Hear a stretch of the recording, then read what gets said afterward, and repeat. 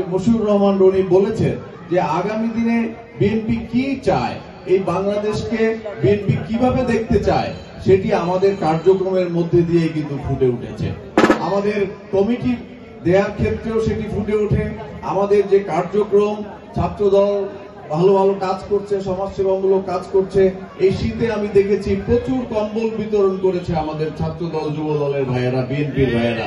কাজে বিএনপি সমাজসেবামূলক কর্মকাণ্ডে রাষ্ট্র ক্ষমতায় যাওয়ার আগেই আমরা কিন্তু সমাজসেবামূলক কর্মকাণ্ডের সঙ্গে আমরা জড়িয়ে আছি। আর রাষ্ট্র ক্ষমতায় গেলে আমরা কি করব সেটি আমরা 31 দফার মধ্যে আমরা বলছি, এবং 31 দফা নিয়ে মানুষকে আমরা প্রতিশ্রুতি দিচ্ছি যে বিএনপি যদি রাষ্ট্র ক্ষমতায় যায় তাহলে এই 31 দফার ভিত্তিতে এই বাংলাদেশকে আমরা নতুন করে গড়ে তুলব।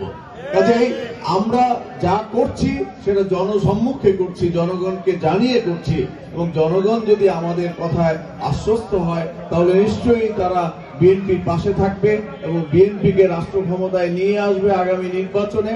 এবং সেই নির্বাচনের মাধ্যমে বিএনপি রাষ্ট্র ক্ষমতায় গেলে আমরা কিভাবে দেশ পরিচালনা করব সেটি ক্ষমতার বাইরে থাকতেই আমরা কিন্তু সেগুলোর প্রমাণ রাখছি। সুতরাং আমরা এইভাবেই রাষ্ট্রটাকে গড়ে তুলতে চাই, সবাই মিলে একটা আনন্দঘন পরিবেশে স্বাধীনভাবে নিঃশ্বাস নিতে চাই, যা অতীতে গত 15 বছর আমরা নিতে পারি নাই। সুতরাং আমরা যেটা করতে চাচ্ছি সেটি আমাদের কার্যক্রম জনগণ লক্ষ্য করছে, এবং জনগণ এই ভালো ভালো কাজগুলোকে অবশ্যই সমর্থন দিচ্ছে। কাজে আমরা আশাবাদী যে আগামীতে আমরা জনগণের সমর্থন পাবো এবং আমাদের নেতা জনাব তারেক রহমানকে বাংলাদেশের প্রধানমন্ত্রী আমরা বানাতে পারবো, সেই ব্যাপারে আমরা আশাবাদী। সুতরাং আমি আমাদের ছাত্রদল, যুবদল এবং স্বেচ্ছাসেবক দল সহ অন্যান্য অঙ্গ সংগঠনে যারা রয়েছেন তাদেরকে বলবো যে আপনারা আরো জনসম্পৃক্তিমূলক কর্মকাণ্ডের সঙ্গে সবসময় থাকবেন, ভালো ভালো কাজের সঙ্গে থাকবেন, তাহলে আপনাদের মান মর্যাদা সমাজে বৃদ্ধি পাবে। এবং আমরা ইনশাল্লাহ জনগণের আস্থা অর্জন করেই, আমাদের তো ভোট প্রয়োজন হবে, আমরা তো বিনা ভোটে বিগত সরকারের মতো জোর করে মানুষের ভোট মানুষকে দিতে না দিয়ে আমরা সেই ভোট দখল করে নিয়ে আমরা বিনা ভোটে রাষ্ট্র ক্ষমতায় যাব, অথবা দিনের ভোট রাতে করে, অথবা আমি এবং ডামি নির্বাচন করে আমরা রাষ্ট্র ক্ষমতায় যেতে চাই না, আমরা মানুষকে ঠকাতে চাই না। সুতরাং আমরা মানুষের উপরে আস্থা রাখছি এবং মানুষের সঙ্গে রয়েছি, যেহেতু আমাদের নেতা বলেছেন যে আপনারা জনগণের সঙ্গে থাকুন, জনগণকে সঙ্গে রাখুন। এই যে আমাদের কর্মকাণ্ডের মধ্যে দিয়ে কিন্তু দেখেছেন আমরা জনগণের সঙ্গে ছিলাম। এই যে রাত 11টা বেজে গেছে, আমরা এখনো জনগণের সঙ্গে রয়েছি এবং জনগণও আমাদের সঙ্গে কিন্তু রয়েছে। রাত 11টার সময় তারা ঘুমোতে যাচ্ছে না, তার মানে জনগণ আমাদের সঙ্গে রয়েছে। এইটাই আমাদের নীতি, জনগণের সঙ্গে থাকবো, জনগণকে সঙ্গে রাখবো। জনগণ ফেলে আমরা পালিয়ে যাব না।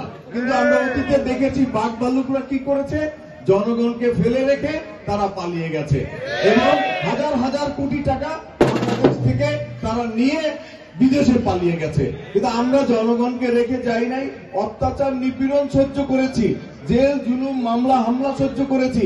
আমাদের ছাত্রদল, যুবদল, স্বেচ্ছাসেবক দল সহ অন্যান্য অঙ্গ সংগঠনের প্রত্যেকটি নেতা কর্মীর বিরুদ্ধে অসংখ্য মামলা হয়েছে, কিন্তু তারপরেও আমরা জনগণকে ফেলে রেখে পালিয়ে যাই নাই। আমরা জনগণের অধিকার আদায়ের জন্য, মানুষের ভোটের অধিকার আদায়ের জন্য, মানুষ স্বাধীনভাবে কথা বলতে পারবে, বাড়িতে নিরাপদে ঘুমাতে পারবে, তাদের সেই অধিকার আদায়ের জন্য আমরা জেল খেটেছি, আমরা রক্ত দিয়েছি, আমরা গুলিবিদ্ধ হয়েছি, আমরা অঙ্গ প্রত্যঙ্গ হারিয়েছি, কিন্তু জনগণের দাবি আদায় করে ছেড়েছি, কারণ রাজপথ কারো সঙ্গে বেইমানি করে না। আমি আমাদের নেতাকর্মীদেরকেও আশ্বস্ত করতে চাই, যারা রাজপথে ছিলেন তারা অবশ্যই মূল্যায়িত হবেন, কারণ রাজপথ তো জনগণের সঙ্গে বিশ্বাসঘাতকতা করে না, আমাদের নেতাকর্মীদের সঙ্গেও বিশ্বাসঘাতকতা করবে না। আরেকটি কথা বলবো আমাদের নেতাকর্মীদের উদ্দেশ্যে, যেহেতু নেতাকর্মীরা আমাকে দায়িত্ব দিয়েছেন যে আপনি আমাদেরকে মূল্যায়ন করবেন। মূল্যায়ন এই 15 বছর আমরা যারা রাজপথে ছিল, এই পরীক্ষায় যারা অবতীর্ণ হয়েছে, এখানে অসংখ্য নেতাকর্মী রাজপথে ছিল, অসংখ্য নেতাকর্মী ছিল।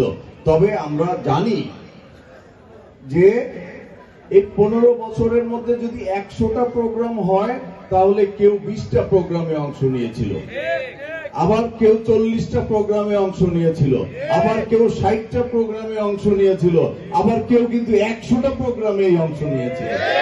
100টা আন্দোলন কর্মসূচিতে যারা অংশগ্রহণ করেছে তারা তো 100 মার্কই পাবে, পাবে না? আর যারা 60টা কর্মসূচিতে অংশ নিয়েছে তারা কিন্তু 60 মার্ক পাবে। সুতরাং এটাও আপনারা মূল্যায়ন করবেন যে আপনি কয়টা প্রোগ্রামে, কয়টা আন্দোলন কর্মসূচিতে আপনি অংশগ্রহণ করেছেন। আপনি 60টা কর্মসূচিতে অংশগ্রহণ করে যদি 100 মার্ক চান, আপনাকে কি দেয়া সম্ভব হবে? হবে না। সুতরাং জাজমেন্ট করার জন্য আপনি প্রথমে নিজেকে জাজমেন্ট করবেন, তারপরে বিচারক যে তাকে জাজমেন্ট করবেন যে সে ঠিক মতো জাজমেন্ট করেছে কিনা। এই বিষয়ে আর কোনো বক্তব্য আমি রাখতে চাই না, অনেক রাত হয়েছে। আমরা অনেক সুন্দর একটি পরিবেশে মনোমুগ্ধকর একটি খেলা এবং যে খেলার মধ্যে গতি ছিল, যে খেলার মধ্যে প্রতিদ্বন্দ্বিতা ছিল, সেরকম একটি খেলা উপভোগ করেছি।